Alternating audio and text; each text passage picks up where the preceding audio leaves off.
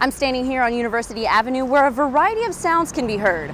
Cars whizzing by, walk signals indicating it's safe to cross the road, people chatting it up on their phones. But for many deaf Americans, University Avenue is completely silent. They say the ability to hear is priceless, but for about 1 million deaf Americans, the ability to hear costs a couple $100,000. It's a device known as a cochlear implant, a surgically implanted electronic device that allows deaf individuals to experience sound. Aaron Hall was only a teenager when he heard sounds for the very first time. Like the birds chirping, when you kick the rock on the gravel, and when you drive, you hear the rain playing on the windshield, and so many more.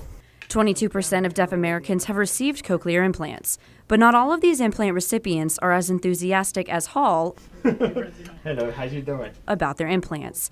Deaf adults who have spent their whole lives functioning in the deaf world don't see the surgery as a necessity to living a fulfilling life. You don't know what is normal. You don't know what you're missing. So life to you as a deaf person is perfectly normal until someone tries to explain what you're missing. If you are used to visual communication, then why do you want to have auditory communication? Hall and Tuselli received their cochlear implants at two very different times in their lives, and so learned to rely on them for their communication to varying degrees. Audiologists are beginning to look at whether receiving a cochlear implant at a certain time in your life increases your quality of life. The National Institute of Health evaluates quality of life by taking both personal and professional opinions of the patient's health, including emotional and physical well-being, as well as the patient's daily life, including work environment, friends, and family. Okay, see you soon, sweetie. Studies from the American Academy of Otolaryngology show patients who learn to solely communicate with their cochlear implants as an adolescent, like Hall, have a higher quality of life for a longer period of time.